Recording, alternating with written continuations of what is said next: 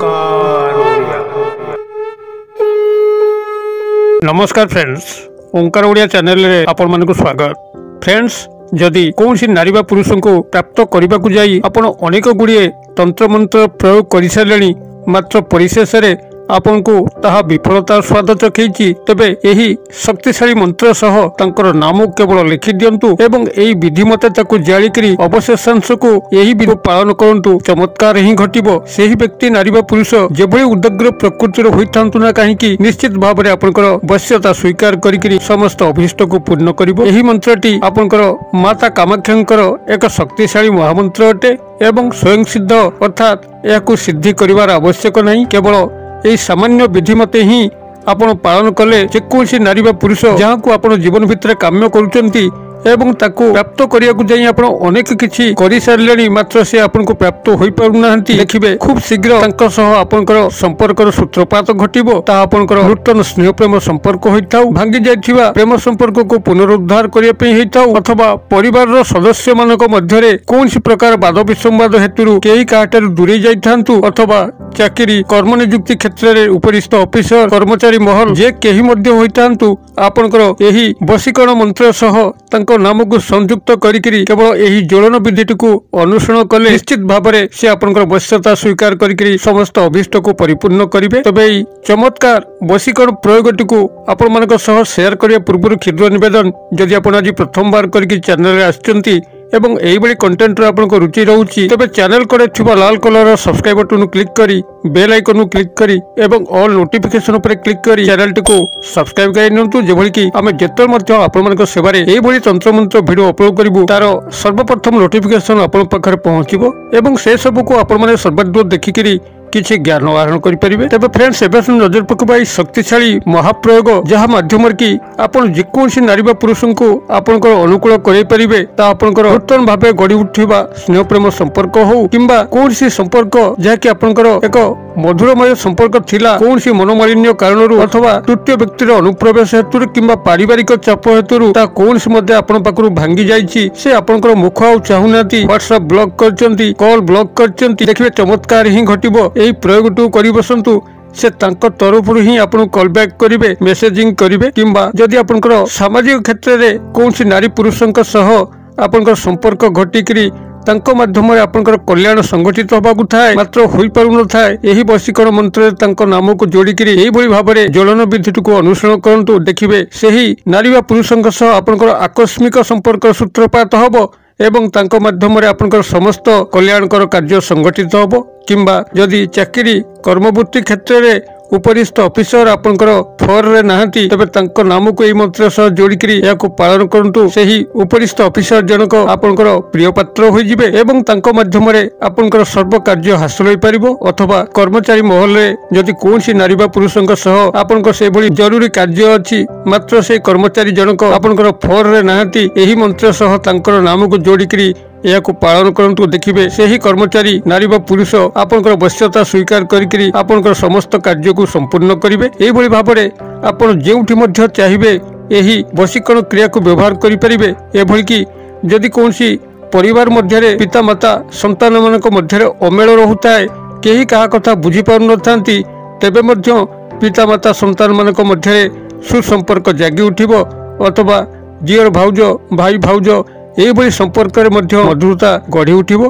अथवा जो पति पत्नी मानक मध्यरे सब जोजन जोजन दूरत्व रहुची, केही कहा कथा बुझिया पे नाराज, भूल बुझामणार शिकार होइकरी परस्पर ठारू दूरे की रहुचंती।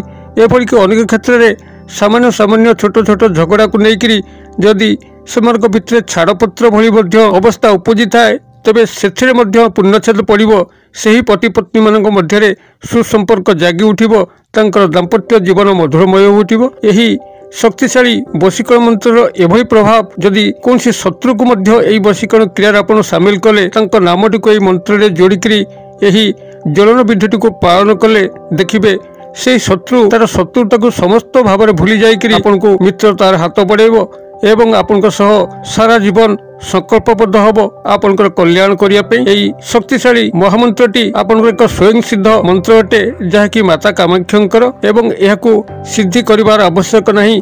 केवल सामान्य विधि को अनुसरण करंतु किभଳି आपण माने এই শক্তিশালী বশীকରଣ ক্রিয়াକୁ সম্পাদন କରିବେ। ଏଥିପାଇଁ ଆପଣଙ୍କୁ ଯେଉଁ ସାମଗ୍ରୀର ଆବଶ୍ୟକତା ଏଇଭଳି ପ୍ରାଥମିକ ଭାବରେ ଆପଣ ଏକ ସାଧା କାଗଜକୁ ସଂଗ୍ରହ କରିବେ ଯେଉଁଥିରେ କି ଗାର ପଡ଼ିନଥିବ କି କୌଣସି ଦାଗ ନଥିବ। ସମ୍ପୂର୍ଣ୍ଣ ଭାବରେ ସାଧା ଧଳା କାଗଜକୁ ସଂଗ୍ରହ କରିବେ ଏବଂ ତାର ଓସାର ରହିବ 8 ଅଙ୍ଗୁଳି ଏବଂ ଲମ୍ବ ରହିବ 8 ଅଙ୍ଗୁଳି ଅର୍ଥାତ୍ 8 ଅଙ୍ଗୁଳିର ଏକ ବର୍ଗାକୃତି କାଗଜ ଆପଣ ସଂଗ୍ରହ କରିବେ ଯାହାକି ସାଧା ଧଳା ହୋଇଥିବ, ଗାର ପଡ଼ିନଥିବ ଏବଂ ସେଥିରେ ଯେଉଁ ମନ୍ତ୍ରକୁ ଆପଣ ଲେଖିବେ ଲେଖିବାର କାଳି ଏଇଭଳି ରହିବ। ପ୍ରାଥମିକ ଭାବରେ କିଛି ସୁବାସିତ ତେଲକୁ ସଂଗ୍ରହ କରିବେ ମାର୍କେଟରୁ ଏବଂ ତା ଦେହରେ ଆପଣଙ୍କର ବଟା ହଳଦୀ, ଯେଉଁ ହଳଦୀ ଖଣ୍ଡ ଆପଣଙ୍କର ତେଜରାତି ଦୋକାନରେ ମିଳେ ତାକୁ ସେଠୁ ସଂଗ୍ରହ କରିକିରି ପଥର ଶିଳରେ ବାଟିକିରି ତାର ଏକ ପେଷ୍ଟ ପ୍ରସ୍ତୁତ କରିବେ ଏବଂ ସେଇ ପେଷ୍ଟରେ এই ସୁବାସିତ ତେଲକୁ ମିଶାଇବେ। ଏହାର ପରବର୍ତ୍ତୀ ଆପଣଙ୍କୁ ସଂଗ୍ରହ କରିବା ପାଇଁ ପଡ଼ିବ ତୁଳସୀ ଗଛର କାଠି। ଯେକୌଣସି ତୁଳସୀ ଗଛରୁ କ୍ଷୁଦ୍ର ଏକ କାଠିକୁ ସଂଗ୍ରହ କରିବେ, ତା ଆପଣ ଲେଖନୀ ହିସାବରେ ବ୍ୟବହାର କରିବେ। এইଭଳି ଭାବରେ ତୁଳସୀ ଗଛର କାଠିର ଲେଖନୀ ଏବଂ ଏ ଯେଉଁ ହଳଦୀ ପେଷ୍ଟ ସାଙ୍ଗରେ ଆପଣ এই ସୁବାସିତ ତେଲ ମିଶାଇଲେ ସେ ଯେଉଁ କାଳି ପ୍ରସ୍ତୁତ ହେଲା, ସେ କାଳି ସହାୟତାରେ ଆପଣ এই ସାଧା କାଗଜ ଯାହାକି 8 ଅଙ୍ଗୁଳି ଦୈର୍ଘ୍ୟ ଏବଂ 8 ଅଙ୍ଗୁଳି ପ୍ରସ୍ତ ଏହି କାଗଜ ଉପରେ ଆପଣ এই ମନ୍ତ୍ରଟିକୁ ଲେଖିବେ ଏବଂ ମନ୍ତ୍ରର ଅମୁକ ସ୍ଥାନରେ ତାଙ୍କର ନାମଟିକୁ ଲେଖିବେ। ଲେଖି ସାରିଲା ପରେ ଆପଣ ତାକୁ ଶ୍ରୀକର୍ପୂର ଯାହାକି ପୂଜା କର୍ପୂର ତାରି ସହାୟତାରେ ଜଳେଇ ଦେବେ ଏବଂ ଜଳେଇକିରି ସେ ଯେଉଁ ଭସ୍ମ ବାହାରିଲା সেই ଭସ୍ମଟିକୁ ଏକ କପଡ଼ାରେ ବାନ୍ଧିକିରି ଆପଣଙ୍କର ତକିଆ ତଳେ ରଖିକି ଶୟନ କରିବେ ସେ ପର୍ଯ୍ୟନ୍ତ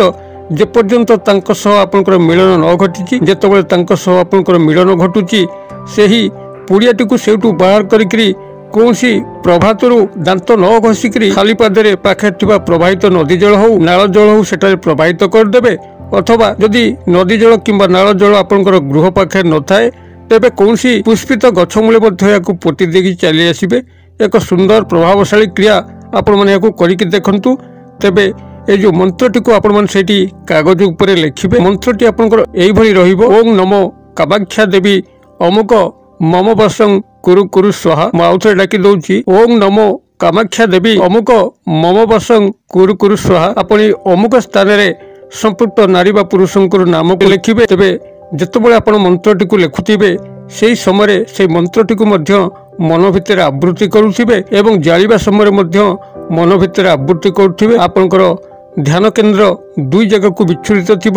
ପ୍ରଥମତଃ ମାତା କାମାକ୍ଷାଙ୍କ ଉପରେ ଥିବ ଏବଂ ସମ୍ପୃକ୍ତ ନାରୀ ବା ପୁରୁଷଙ୍କ ଉପରେ ଥିବ। এইଭଳି ବାଲାନ୍ସିଂ କରିକିରି ଆପଣ ମାତା କାମାକ୍ଷାଙ୍କ ଉପରେ ଧ୍ୟାନ ରଖି ଏବଂ ସମ୍ପୃକ୍ତ ନାରୀ ପୁରୁଷଙ୍କ ଉପରେ ଧ୍ୟାନ ରଖିକିରି ସମ୍ପୂର୍ଣ୍ଣ ଏକାନ୍ତତାମୟ ପରିବେଶ ଯେଉଁଠିକି ଆପଣଙ୍କୁ କେହି ଡିଷ୍ଟର୍ବ କରୁନଥିବେ এইଭଳି ଏକ ପରିବେଶ ଭିତରେ ଶନିବାର ଦିନ ରାତ୍ର ସମୟରେ ଏହାକୁ ଆପଣମାନେ ପ୍ରୟୋଗ କରିବେ, ଯାଦ୍ୱାରା କି ଏହାର ଏକ ଚମତ୍କାର ଫଳ ଆପଣମାନେ ଲକ୍ଷ୍ୟ କରିବେ। ଯଦି କୌଣସି କୋଳାହଳମୟ ପରିସ୍ଥିତି ଭିତରେ ଏହାକୁ କରନ୍ତି କିମ୍ବା ଏହି ବଶୀକରଣ କ୍ରିୟାଟିକୁ ସମ୍ପାଦନ କରୁଥିଲା ବେଳେ କେହି ଆପଣଙ୍କୁ ଡାକି ଦିଅନ୍ତି ଅଥବା କୌଣସି ବାବଦ ଆପଣ ଡିଷ୍ଟର୍ବ ହୋଇଯାଆନ୍ତି, ତେବେ ସେହି ଦିନର କ୍ରିୟାକୁ ସେଇଠୁ ବନ୍ଦ ରଖିକିରି ତାର ପରବର୍ତ୍ତୀ ଶନିବାର ଦିନ ରାତ୍ର କାଳରେ ଆପଣମାନେ ପ୍ରୟୋଗ କରିବେ। ରାତ୍ରକାଳ କହିଲେ ରାତ୍ର 12ଟା ପରେ କଲେ ଏହାର ଚମତ୍କାର ଫଳ ମିଳିବ।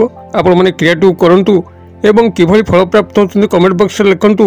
ভিডিও ভাল লাগুলে লাইক করন্তু, সাংসাথী মহলে যথেষ্ট মাত্রায় সেয়ার করন্তু। ভিডিওর ক্ষুদ্র পরিসর মধ্যে মতো এটা যে বিদায় দিও। পুঁ আপনার সহ দেখা হব এইভাবে শিক্ষণীয় ভিডিওরে। সে পর্যন্ত দর্শক বন্ধু আপনার সমস্ত মঙ্গলমঙ্গ কৃপার ভলে থাকতু রহুছি। সর্বে ভবন্তু সুখিন, সর্বে সন্তু নিরাময়া, সর্বে ভদ্রাণী পশ্যন্তু, মা কশ্চিৎ দুর্ভাগ ভবেৎ। ওং শান্তি, ওং শান্তি, ওং শান্তি। নমস্কার।